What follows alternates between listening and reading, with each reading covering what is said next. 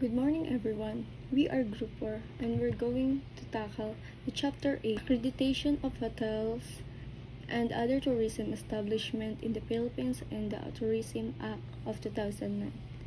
So first, accreditation. Accreditation refers to a certification issued by the Department of Tourism Enterprise that officially recognizes it as having complied with minimum standards for the operation of tourism facilities and services. So, accreditation in hospitality and tourism industry, it is a formal recognition that a business and service, uh, ito yung napapasok dito yung mga specific quality standard ng mga business or mga iba't ibang business sa ating bansa, like sa mga hotel, if nagagawa nila yung mga magandang serbisyo sa ating mga guests or sa ating mga customer, so nakikilala dito yung mga business or hotel na kanilang pinapasukan, like halimbawa sa Okada. So syempre yung ambience or yung kalinisan at yung good service ng Okada, syempre kaya mabilis nakilala yung Okada kasi sa mga serbisyo at saka sa lugar nila, yung sa mga kung gaano kalaki yung room nila, kung gaano kaganda, kalinis. Doon nagsisimula yung pag-recognize ng mga tao sa isang business or sa isang establishmento. Now let's talk about the benefits provided by the Department of Tourism or the DOT to accredited tourism establishments in the Philippines.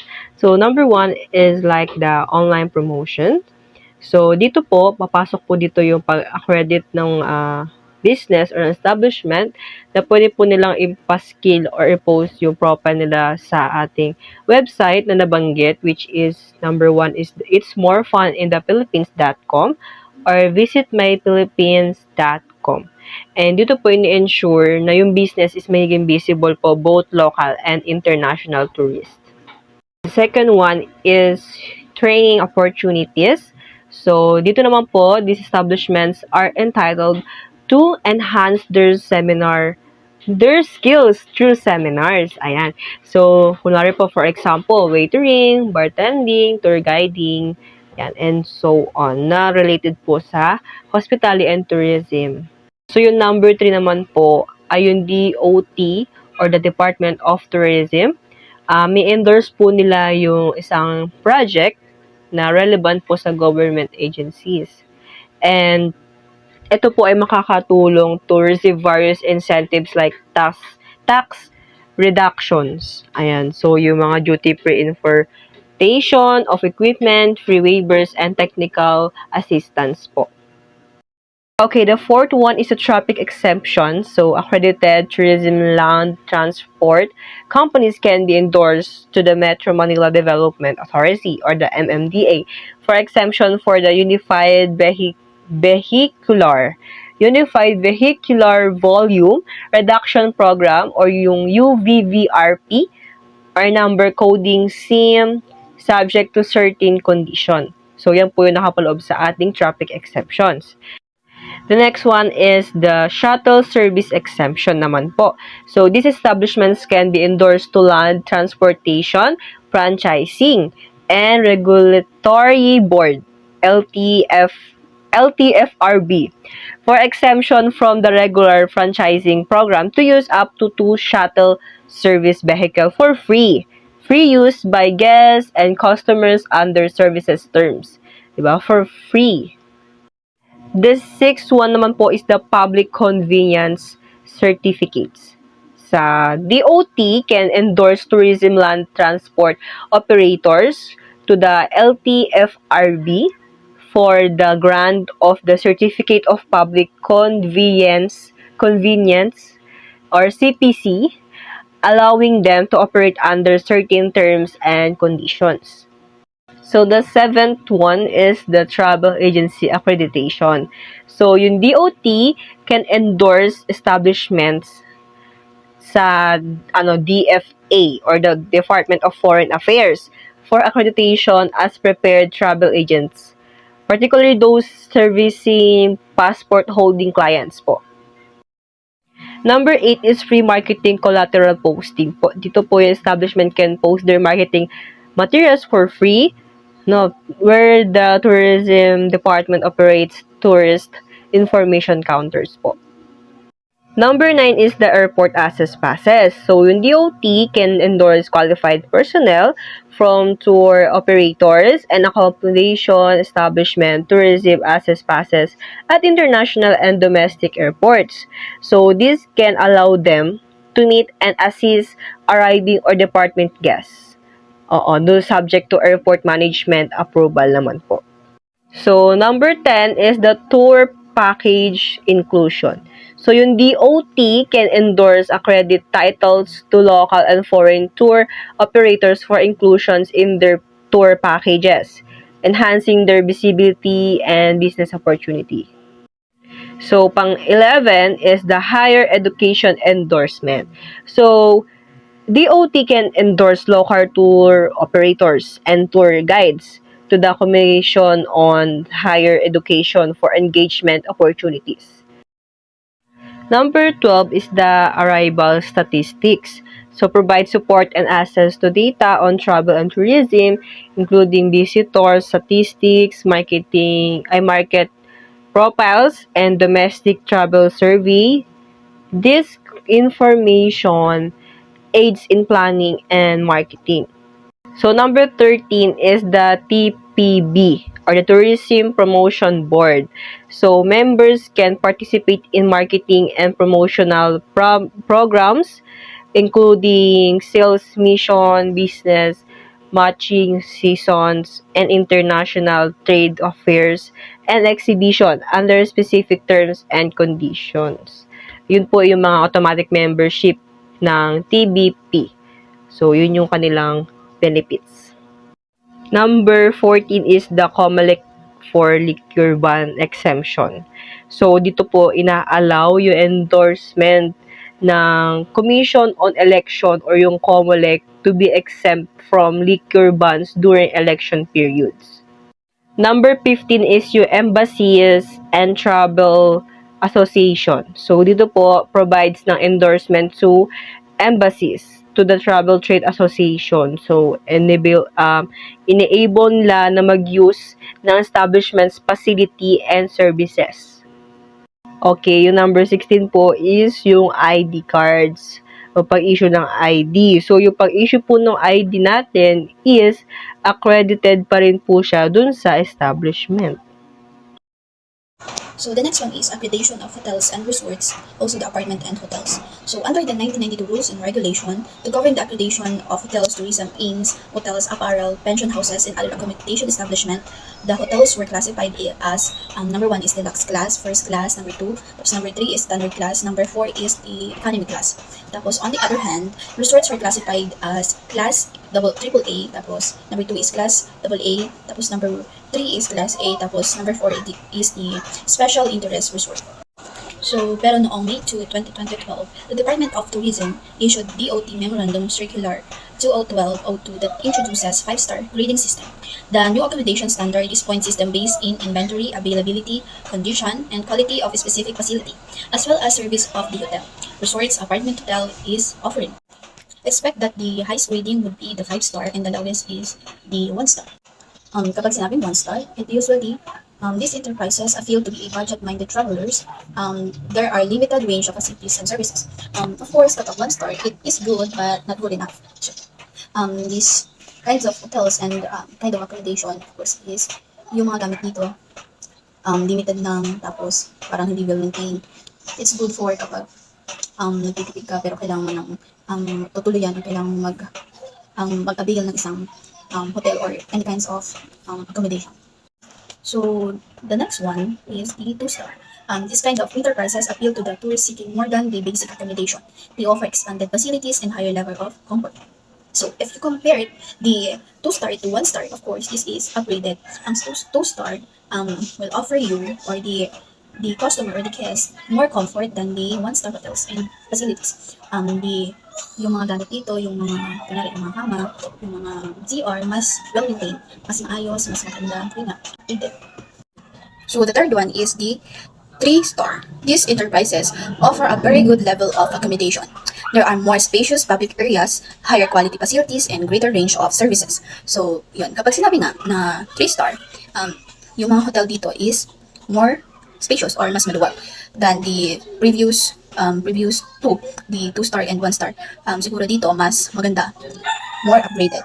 Mas maganda yung mga gamit, yung mas maganda yung mga, ano to, yung mga bedsheet, yung mga upuan, mas malinis. Tapos yung mga, kunyari, yung CR, mas malaki. Tapos, mas mabango. Yun. So the fourth one is the 4-star. These properties are upscale in all areas. Accommodation is refined and stylish. Services is responsive, often including an extensive array of facilities. So here, kapag the facilities or the accommodation fall into 4-star grading, of course, this is more upgraded.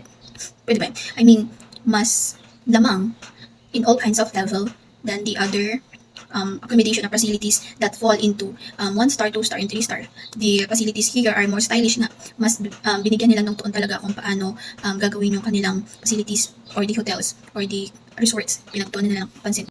So, kung ano bang klase ng style? Is it classic? Classic? Or is it modern, retro, more on halaman, yun, more on nature, and also, mas maintain dito yung mga facilities, mas maayos. Kunyari, hindi sira-sira yung mga gripo, tapos yung mga bagong pintura, mga bagong palit lagi ang mga bedsheet, tapos yung services dito is more responsive.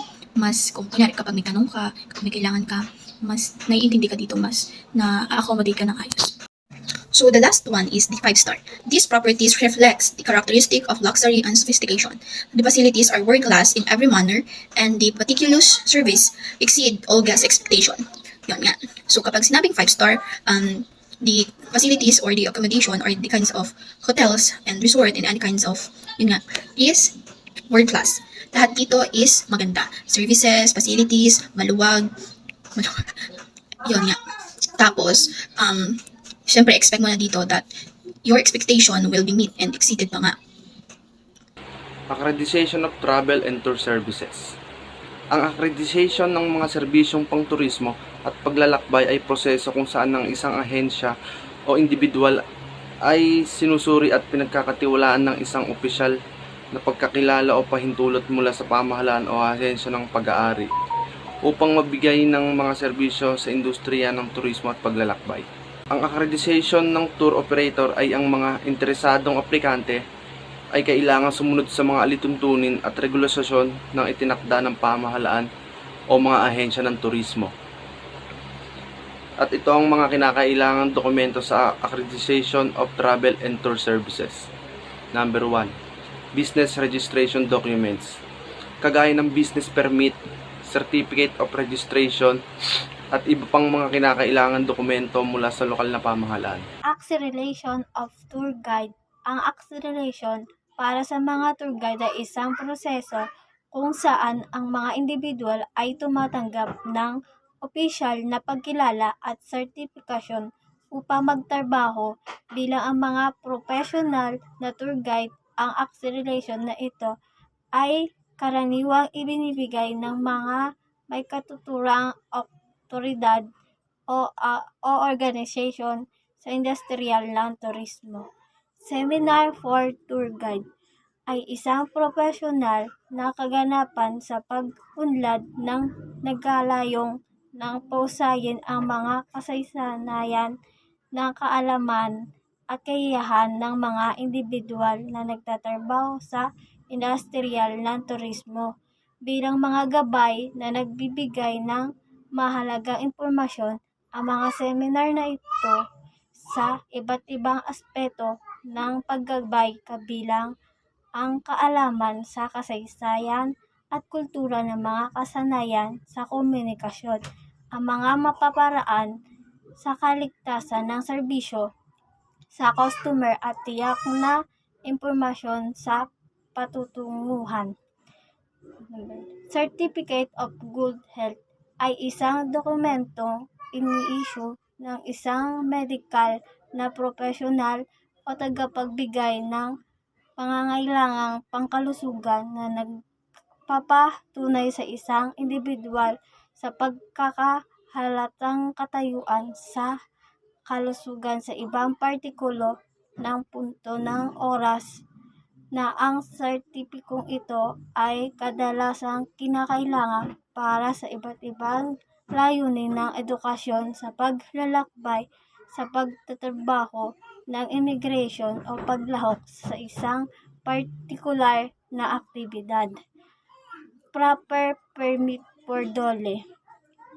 Ang tamang permit mula sa Departamento ng Paggawa at Trabaho DOLE ay isang legal na autorinasyon sa ini-issue ng DOLE na nagbibigay ng pahintulot para sa mga partikular na aktibidad o operasyon bilang pagsunod sa mga batas at regulasyon sa paggawa sa Pilipinas. Ang DOLE ay ang ahensya ng gobyerno sa responsable sa pagtataguyod ng pagkakaroon ng mga pagkakaroon ng trabaho, yamang tao na nagpoprotekta sa kapakanan ng mga manggagawa at tinitiyak ang pagsunod sa batas ng paggawa ng bansa. Mayor Permit Municipal Licenses.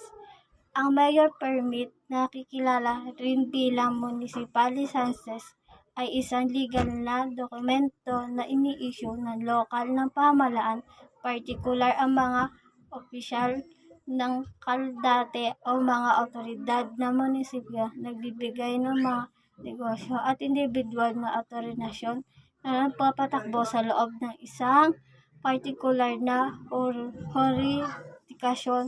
Ang permit na ito ay kinakailangan para sa pagsasagawa ng mga serbisyo ng komersyal na aktibidad o lamang mula sa isang negosyo sa loob ng isang munisipalidad o lungsod.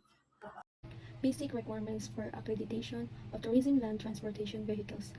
For purposes of accreditation, the following are the basic requirements for the operation and maintenance of a tourism land transport to it. First one, we have registered capacity. Ito yung, for example, we have a bus. Every bus, they have a own capacity with kung ilan lang yung kayang i-accommodate ng isang bus or ng isang sasakyan. Dapat marunong tayong sumunod kung ilan lang yung capacity ng bus. For the second one is roadworthiness. Ito naman yung mga checking or inspection kung ito ba'y safe pa bang paandarin or ito pa ba'y nakarehistro, ina-update ba to yung rehistro na to kada taon, kung ito ba'y maayos pa yung mga kagamitan sa loob or sa labas man. Left hand drive. When we say left hand drive, syempre sa ating bansa we have a left hand drive. So but in other country meron silang right hand drive. So para naman sa atin is left-hand drive is vehicles to maintain a smooth traffic flow and reduce likelihood accidents. So, naka-align din to kung paano design ng ating road infrastructure including the signs, intersection, and pedestrian crossing para maiwasan na rin yung mga aksidente. So, mas maganda pa rin kung sundin kung ano yung naka-align na patterns on regulatory requirements para na rin sa safety and comfort natin. The next one is ventilation. Siyempre, lahat naman ng sasakyan may salamin, may aircon para naman maiwasan ang suffocation sa isang sasakyan. The next one is firefighting facilities. Siyempre, para maprotektahan natin in case na magkaroon ng incident sa isang sasakyan. So, we need always a fire extinguisher to protect our passengers. Next one is imprint company's name and logo.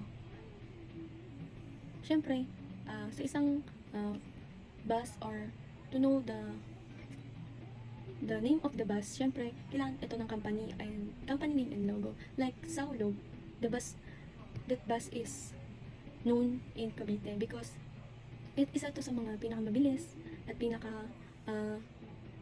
pinipilahan ng mga pasahero dahil alam nila na dito mabilis sila makakarating sa isang lugar na hindi sila yung parang mapapaisip na itong bus na to anong tawag dito, itong bus na to is hindi siya yung pahinto-hinto, yung tatagal sa isang destination. Yun, dun makikilala at magiging isa rin to sa makakatulong upang sa mga insidente like may naiwan na wallet. So pag nakita mo pag alam mo yung pangalan ng sasakyan na yun, maaari mo silang makontak at matulungan kanila. The next one is public address system. Ito yung mga electronic or microphone, loudspeaker na ginagamit ng isang public transportation like train. Ito yung mga ginagamit nila upang magbigay, communicate or announcement sa mga pasahero sa public transportation. Like pag-ingatan yung mga gamit at umiwas sa aksidente para naman paalalahanan ang bawat pasahero sa mga halaga at sa mga bawal at pwedeng gawin. The next one is first aid kit. Pag sinabing first aid kit, syempre dapat lagi tayong, ito yung isa sa pinakamahalaga, dapat lagi tayong meron ito kahit saang transportasyon. In case na may mangyari or aksidente, ready ang isang transportasyon upang magbigay ng isang medisina sa isang pasahero. And the next one is seats. When we say seats, ito yung mga upuan na kung saan dapat maging komportable yung pasahero, na dapat i-ensure mo na itong upuan na to malinis to, kung magiging komportable ang aking pasahero. And then next one is storage space. When we say storage space, ito yung meron kang enough para may malagyan yung mga pasahero mo ng malagyan yung mga pasahero mo ng gamit nila at kung ano-ano pa. Pag sinabi namang garage, syempre, lahat ng tourist transport operator, dapat kaya nila mag-provide ng garage or repair shop para ma-maintain yung mga kaayusan ng isang sasakyan bago ito magbiyahe. At saka dapat magbigay sila ng space para sa mga bawat i-accommodate nila na aayusin na sasakyan. So the next one is the basic requirements for tourist water transportation vehicle. For the purpose of accreditation, the following are the minimum requirements of the operation and maintenance of water transport. The first one is the restroom, the second one is the reception, the third one is the refreshment and dining area, the fourth one is the promenade area, the fifth one is the baggage area, tapos number 6 is the service and staff, number 7 is the lighting, number 8 is the life-saving equipment, number 9 is the communication equipment. So those 9 are mga kailangan sa tourist water transportation vehicle like the cruise ship. Yun po yung mga kailangan. And for the last, accreditation of spa establishment. A spa is an establishment that has a holistic approach to health and wellness, rest and relaxation that aims to treat the body, mind and spirit by integrating a range of professionally administrated health, wellness, fitness and beauty, water treatment and services. So, when we say accreditation of spa establishment, ito yung mga lugar kung saan pwedeng makapagpahinga or pwedeng makapag-relax yung mga tao. Siyempre, pag pumili ka ng isang lugar na pagtatayo ng spa, syempre yung alam mo yung mga guests or customer mo na alam din na marerelax sila, yung lugar na peacefully, calm, talagang marerelax yung mind and body nila sa lugar na yon. Dapat pinipili mo yung mga more on nature, yung talagang pagtingin nila, relax na agad sila, yung kahit hindi pa sila nag-i-spa, ganun. Then we have the basic requirements for the spa establishment, like location and environment. Ito yung mga location, kung saan ka pwedeng magtayo, kung alam mo yung nararapat talaga na at mas dadayuhin pa ng mga guests and customers mo, na pagtingin pa lang nila, parang nakaka-relax to. Then we have a lunch and reception counter. Dito naman yung mga waiting area, dito maghihintay yung mga guests na susunod or customer. Then we have a washroom. Dito naman yung makakapagligo sila or makakapagbanlaw, ganun. Then we have locker rooms. So dito naman may iwan yung mga gamit ng guests and customer para for the safety na rin ng mga gamit nila. Yun lang, thank you.